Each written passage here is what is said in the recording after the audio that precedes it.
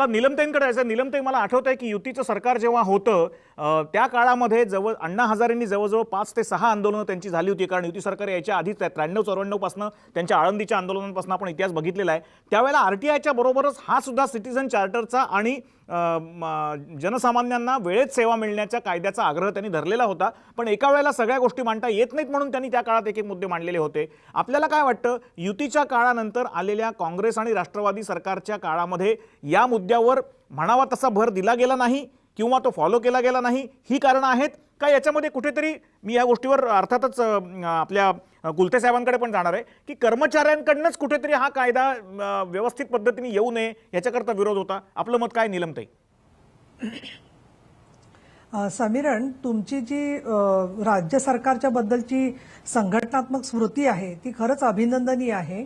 याचं कारण असं की इतकं अचूकपणाने युतीच्या सरकारच्या काळात जे समोरून अण्णा हजारे आणि अनेक कार्यकर्ते काम करत होते त्याचं तुम्ही योग्य आठवण करून दिली आहे.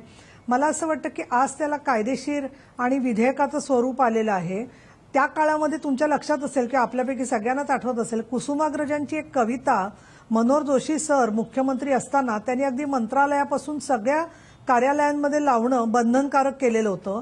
आणि ती जी कुसुमाग्रजांची कविता आहे त्याच्यामध्ये कसं वागावं आलेल्या लोकांशी, अपमानाने वागू नका, लाचारी करू नका, अशा प्रकारची काही मूल्यात्मक चौकट देण्याचा प्रयत्न जो कुसुमाग्रजांच्या कवितेत होता, तर त्या केवळ ती कवी कल्पना न राहता त्याला कायदेशीर चौकट देऊन आपण जेव्हा सुप्रशासन म्हणतो तर सुप्रशासन करण्यासाठी जे नियम करायला पाहिजेत ते आता झालेले आहेत.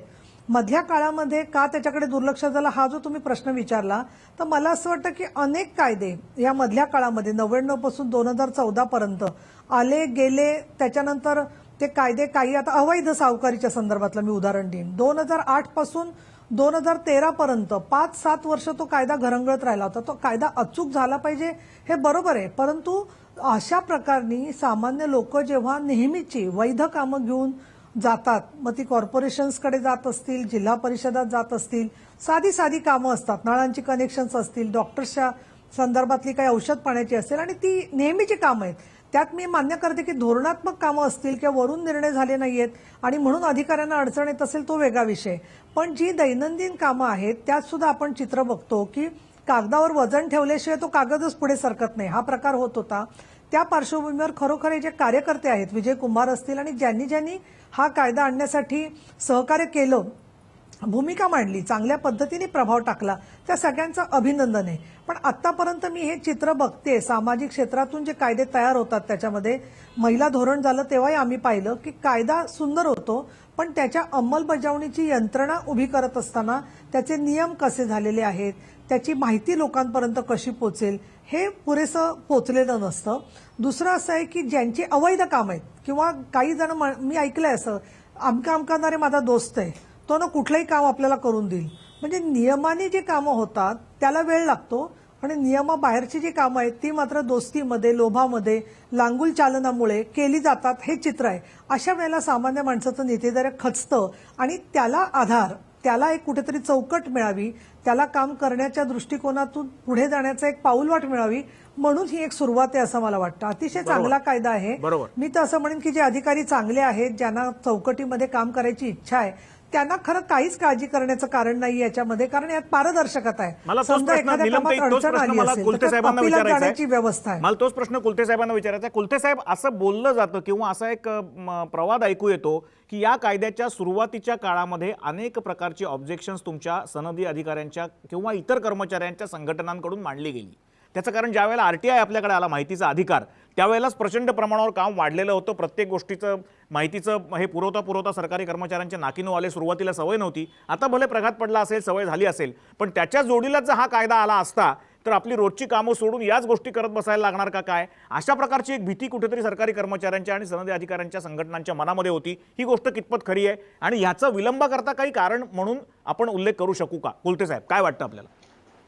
सरकारी कर्मचाऱ्यांचा किंवा त्यांच्या संघटनांचा किंवा अधिकाऱ्यांचा अशा कायद्यांना विरोध असतो किंवा आहे, हा गैरसमज सर्वांनी पूर्ण दूर करावा. आम्ही हा प्रोग्रेसिव्ह जो कायदा आहे खूप चांगला कायदा आहे, याचं मनापासून स्वागतच केलेलं आहे. पहिल्याच मंत्रिमंडळाच्या बैठकीत निर्णय झाल्याबरोबर दुसऱ्याच दिवशी आम्ही निवेदन दिलेलं आहे का आम्ही याचं स्वागत करीत आहोत. फक्त आमची अडचण अशी असते की कर्मचारीच नाही आहेत, रिक्त पदं आहेत ती भरली नाहीत आणि कामाबद्दल मात्र नाही झालं तर दंडाची तरतूद येते आहे. त्याला आमचे फक्त रिझर्वेशन्स आहेत. विरोध आहे वगैरे असं म्हणणं म्हणजे अन्यायकारक होईल. विरोध असा संघटनांचा नसतो. आपल्या राज्यातील संघटना या अतिशय विधायक पद्धतीनं काम करणाऱ्या कुलते संघटना साहेब, आहेत. आपल्याकडे वेळ कमी आहे. मला परत तुमच्याकडे यायचंय आणि तुमचे नक्की आक्षेप काय आहे त्याच्याविषयी जाणून घ्यायचंय. विजय कुंभारांनाही त्या विषयावर बोलायचं आहे. त्याचं कारण हे आक्षेप काय आजचे नाही आहेत. 2000 साली पहिला ड्राफ्ट जेव्हा त्याचा आलेला होता तेव्हापासून हे आक्षेप मांडले जात आहेत. आज सरकारचं एकही डिपार्टमेंट असं नसेल की जिथे त्यांच्या स्ट्रेंथ इतकी पूर्णपणे कर्मचारी संख्या, अधिकाऱ्यांची संख्या त्यांना दिली गेलेली आहे. तरी सुद्धा आहे त्या कर्मचाऱ्यांमध्येच काम चालू असतं.